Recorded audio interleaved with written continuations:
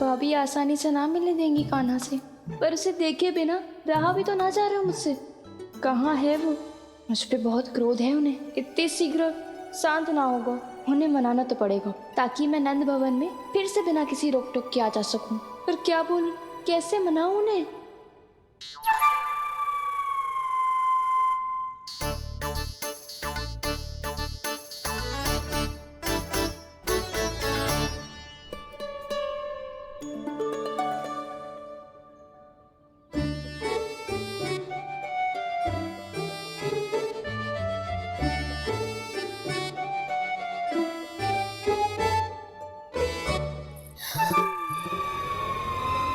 वाह, जिसने मेरे लल्ला पर चोरी का आरोप लगायो, वो ही आज मेरे घर में चोरी चोरी प्रवेश कर रही है। नाना भाभी, ऐसी कोई बात ना है।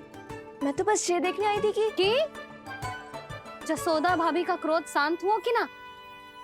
सुन ले जानकी, मेरा क्रोध उसी दिन शांत होगा जिस दिन तू सारी गोपियों के सामने मेरे कान्हा पर लगाया आरोप वापस लेगी। चोरी करेगा तो आरोप ही लगेगा ना जीजी। फिर से आरोप? सावित्री, तू भी? कल तक मुझे ये थोड़ी पता था जीजी कि आपका कान्हा सच्ची में माखन चोरी में पारंगत है। आशा करता हूँ कि आप सभी को नंदराज का विचार और संदेश सही से समझ आ गो होगो।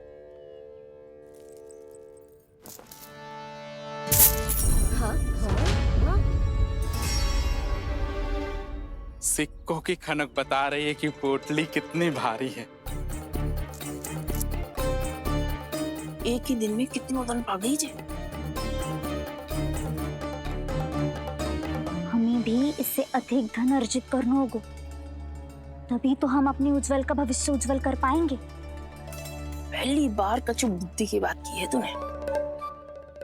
नंदराज, हमारे मन में आपका बहुत सम्मान है, पर हम जो करना चाह रहे हैं वो लोभ ना है, वो तो विकास है। हाँ नंदराज, हम अपना और अपने संतानों का भला बुरा सोचे बिना कब तक अपना जीवन इस प्रकार जीते रहेंगे?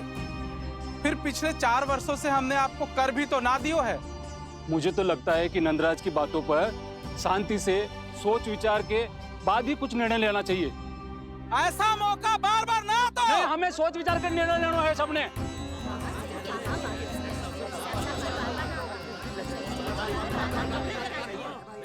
चोरी में पारंगत?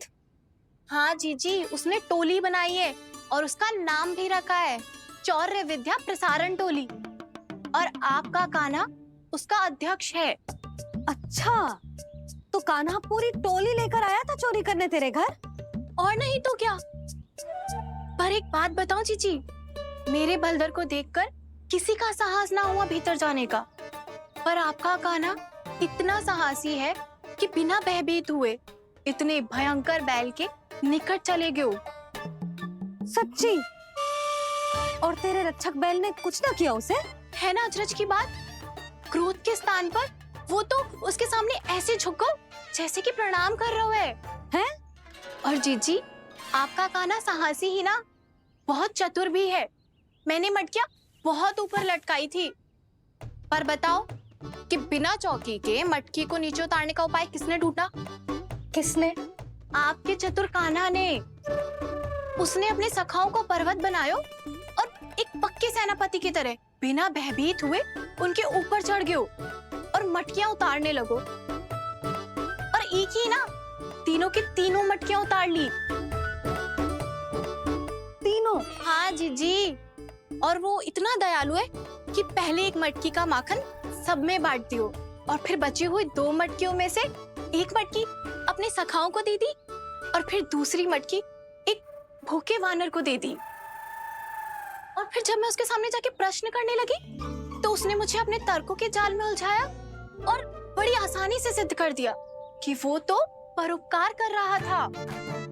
मैं तो देखती ही रह गई, और शब्द तो ऐसे झड़ते हैं मुंह से जैसे कि फूल। रुक जा सावित्री, पहले तू ये निर्णय ले ले कि तू मेरे लल्ला का गुणगान करने आई है कि उसकी निंदा करने? निंदा करने ही आई हूँ जीजी। जानकी सत्य कह रही थी, आपका कान्हा माखन चोर ही है और बलराम के साथ भागा था। बलराम क्यों? वो तो साक्षात गरुड़ देव की पीठ पे बैठ के उड़ के आयो है, तभी तो तुझसे बहुत पहले आके यहाँ बैठ गओ ना। आ देख ले, आ जा। देखो कैसे बैठ के सब पहरा दे रहे हैं कि कोई पंछी अनाज ना चुगले, और तुम दोनों व्यर्थ में इन सब पर दोष लगा रही हो। कान्हा के निकट जाने का प्रयास भी मत ही करना। पहले मेरे लल्ला पर आरोप लगाती हो, फिर उससे मिलना भी चाहती हो।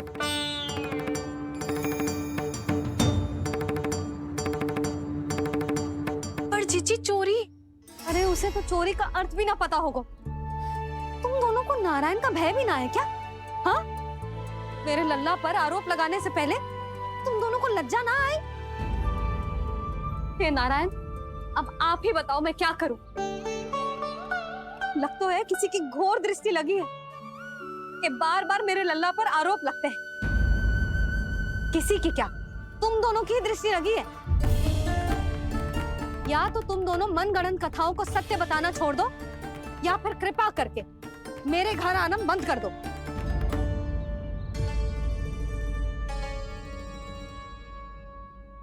अब दोनों मुंह क्या ताक रही हो? हाँ, जाओ यहां से। और तुम दोनों नंद जी की सभा में क्यों ना गई? हाँ?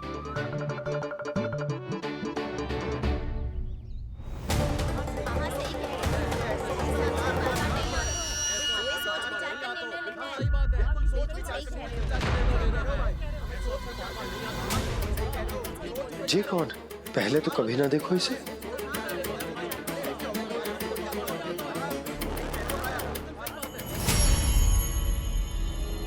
कहाँ को? बस करो।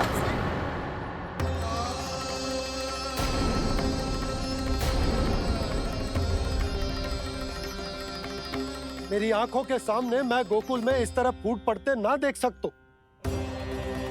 राजा हूं मैं, परंतु आज तक मैंने कोई भी निर्णय आप सब पर ना थोपो और ना ही आज थोपूंगा।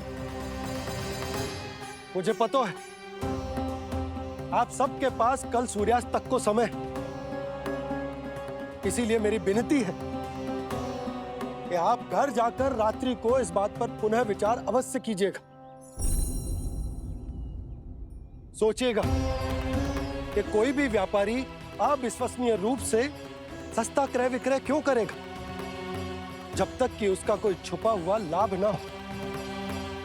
हमें सोचना होगा कि कहीं हम उसके बिछाए जाल में फंस तो ना रहे।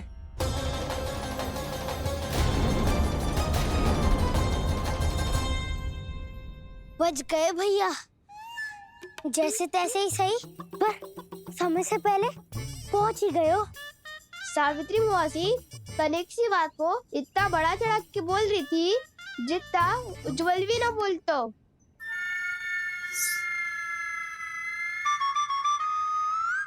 वैसे आनंद तो बहुत आयो, सच्ची। हाँ, बेहतर लगा तो माखन भी तो मिला और परोपकार भी होगा। बता कान्हा, और किसके घर जाना है अब? आज ही तो हमें शिक्षा मिली है, इतनी शीघ्र भूल गए तुम सब। लोग के चक्कर में पड़ोगे तो फंसोगे। लोग के चक्कर में पड़ोगे तो फंसोगे।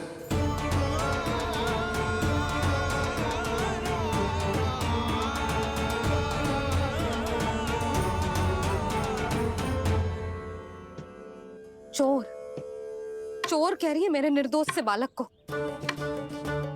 अब तो इन दोनों ने अति ही कर दी है।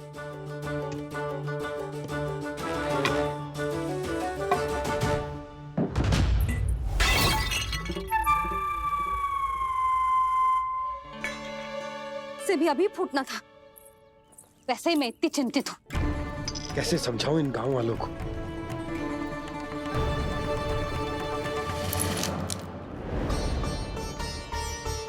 कोई समझने को तैयार ही ना है। लगता है सबकी बुद्धि भ्रष्ट हो गई है। सही कह रही हो यशोदा तुम। मुझे तो लगता है कि सोचना समझना ही छोड़ दिया सबने। अनेकों तर्क दे के समझा दियो, सिद्ध कर दियो, पर इनकी मोटी बुद्धि में कछु आतो ही ना है। यशोदा तुम तो तर्क की कह रही हो, मैंने तो उदाहरण देकर समझाने को प्रयास किया, पर अपनी बुद्धि के आगे कछु ना समझ में आ रहा इन गांव वालों को।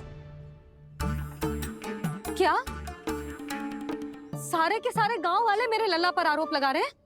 जी क्या कह रही हो तुम? मैं तो गांव वालों की बात कर रहा हूँ जो नारायण के नाम पर वचन देकर उस अपरिचित व्यापारी को अपने दूध, दही, घी, माखन सब देने को तैयार है। लो कर लो बात। मैं गोपियों की बात कर रही हूँ जो लल्ला पर माखन चोरी का आरोप लगा रही हूँ। और आज तो सावित्री ने भी लल्ला को माखन चोर कह के पुकारो है।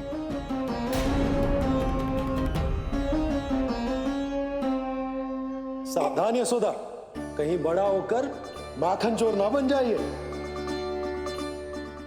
अच्छा, ये सब आप छोड़ो,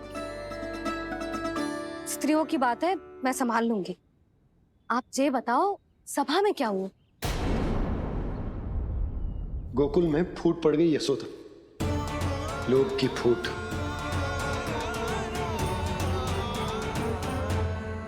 अरे रुको रुको रुको, व्यापारी जी रुकिए रुकिए।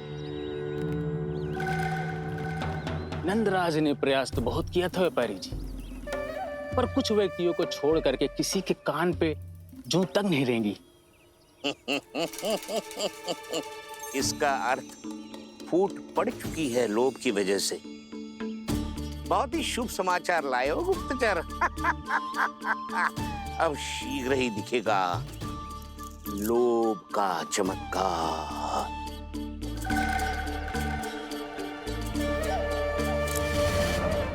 लोभ से बचने को जो पाठ हम कान्हा को पढ़ा रहे थे ना, आज वही पाठ मैं इन गांव वालों को समझाने में असमर्थ रहा। आप चिंता मत करो जी, धीरे धीरे सब ठीक हो जाएगा। तब तक बहुत देर हो जाएगी यशोदा। ये गोकुलवासी मेरे अपने, उन्हें अपनी आंखों के सामने मैं भूल करते ना देख सकता। वो सुलक्षणा, वो उस व्यापारी के प्रभाव में आ गए, और शंकरी मौसी और सुमति भी सुलक्षणा के मार्ग पर ही चल रही। कान खोल के सुन ले बहू, आज से घर में दूध पीनो बंद, दही खानो बंद, और माखन तो बिल्कुल न खानो। पर मैया, पर किंतु परंतु कुछ ना सुननो मुझे। सुलक्षणा की जैसे धनवान बननो है कि ना?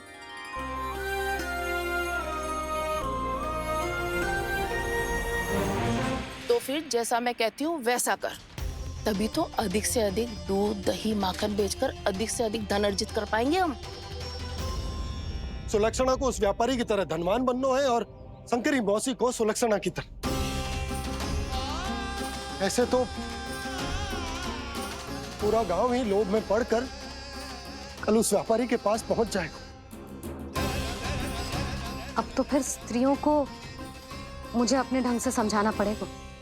अब गोकुल वासियों को चाहे कोई भी कितना भी समझा ले, बुझा ले, ज्ञान बांटे, उन्हें केवल एक ही भाषा समझ में आएगी, लोभ की भाषा। लगता है आपके पास बहुत उत्तम योजना है व्यापारी जी। सब झटक लूंगा।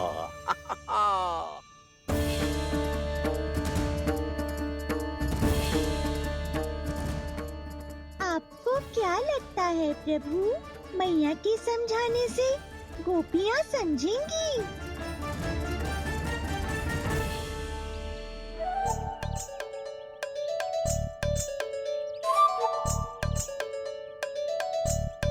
कान्हा, और कितनी प्रतीक्षा करवाएगो? अब बता भी दे, माखन चुराने किसके घर जाना है? इतना आसान ना है निर्णय करना, समय लगता है, सोच विचार करना पड़ता है। पर ये निर्णय किया कैसे जाए पता है मुझे। लगता है वह निर्णय करना पड़ेगा कि बचना कैसे।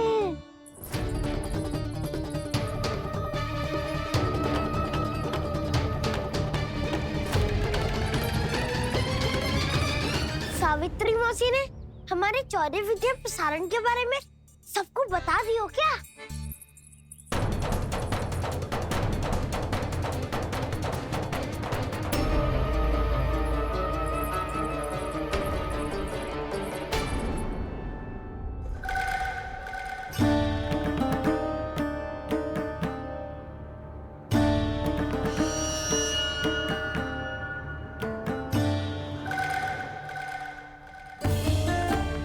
कान्हा शीघ्र आओ, छोटी माँ बुला रही है।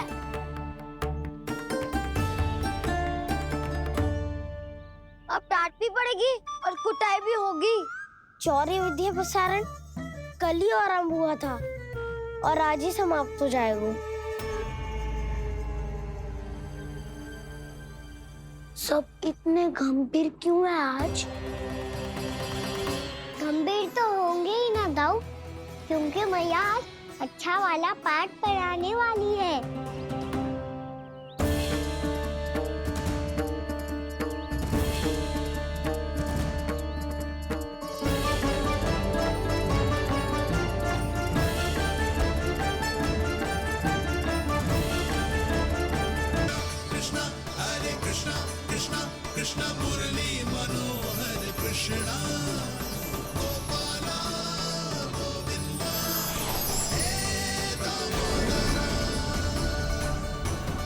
भाग्यो,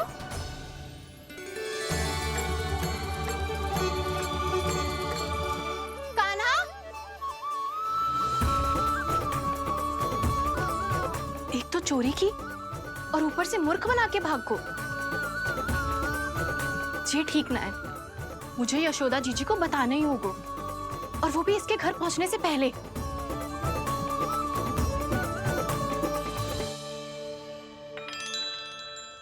अरे पल्लू मत खींच, तनिक रुक जा, दे रही हूँ, पूजा तो करने दे।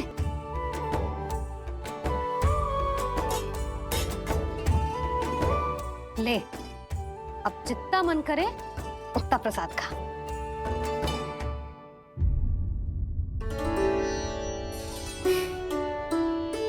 या तो मैं सच्ची बावली हो गई हूँ कि मुझे हर समय कान्हा दिखता रहता है, या फिर मेरा लल्ला कुछ अधिक ही विशेष है कि मेरे साथ ना होके भी सदैव अपनी मैया के साथ ही रहता है।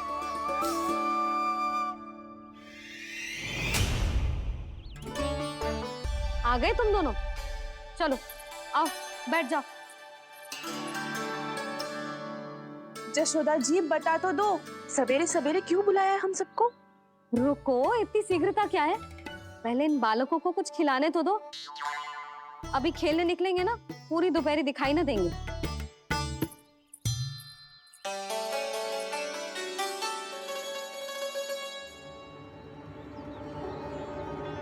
मैया देखो ना, कैसे अपने आभूषणों का दिखावा कर रही है जी सुलोचना। चिंता मत कर बहू, शीघ्र ही हम इससे अधिक आभूषण और इससे अधिक उत्तम वस्त्र पहन के घूमेंगे। ये देखो, तुम दोनों के लिए क्या बनाओ है मैंने। पूरे गोकुल में प्रसिद्ध मेरे पेड़े। चलो लो। यशोदा, ये तो बहुत सारे हैं। हाँ जशोदा जी, इतने सारे तो मैं भी ना खा पाऊं। क्यों दृष्टि लगा रही हो सुलक्षणा? बढ़ती आयु के बालक हैं, खाने दो इन्हें। तुम सब कछु मत सुनना, जी भर के खाओ। देखा ना?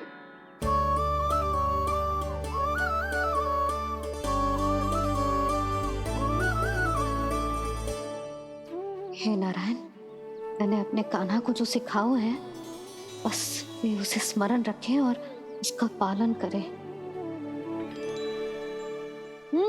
ले और ले ले ले।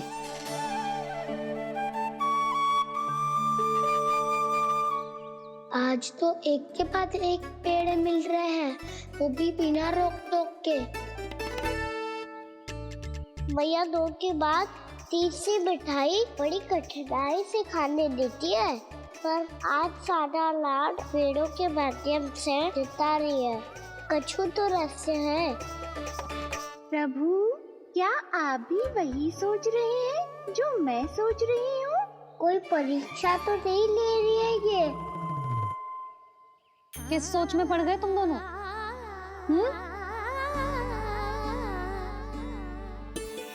खाओ ना। जब तक पेट और मन दोनों ना भर जाए तब तक खाओ। बस यशोदा, इतना पर्याप्त है। अरे ना जिज्जी, घर के शुद्ध मावा और गुड़ के बने, कितना भी खा ले कोई हानि ना होगी। लो और लो।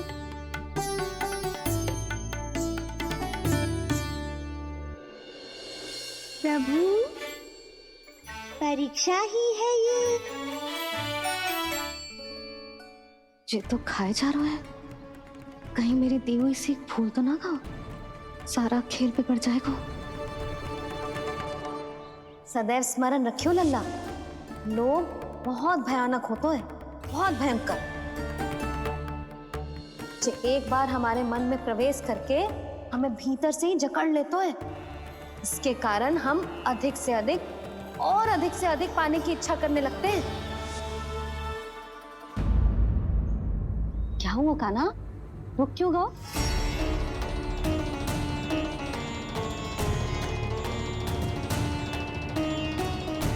आपने तो सिखाया था मैया, जितनी आवश्यकता हो उतना ही लेना चाहिए, लोभ कभी ना करना चाहिए। बहुत बुरा राक्षस है लोभ।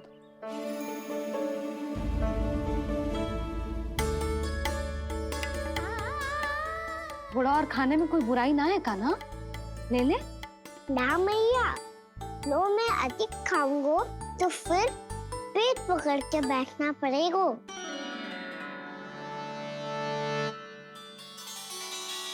हाँ, मेरा भी पेट भर गया। कान्हा सही कह रहा है छोटी माँ, लोग बहुत भयानक राक्षस है।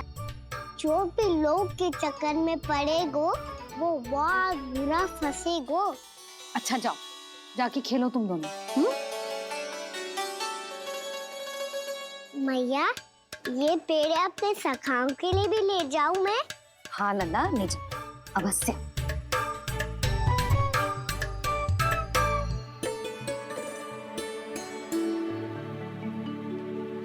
देखो, जो बात इन नन्हे से बालकों को भी समझ में आ रही है, वो तुम सबकी समझ क्यों ना आ रही? यशोदा जी, तनिक खुल के बोलो। जब बसंता खाने के बाद भी हलवा खाने का हट करतो है, तो उसे मना क्यों करती है? इसीलिए ना, ताकि स्वाद के लोभ में उसका स्वास्थ्य ना बिगड़ जाए। और उज्जवल, जब भरी दोपहरी में बाहर खेलने का हट करतो है, तो तू उसे मना क्यों करती है? इसीलिए ना कि खेल के लोभ में उसे लू ना लग जाए। हाँ,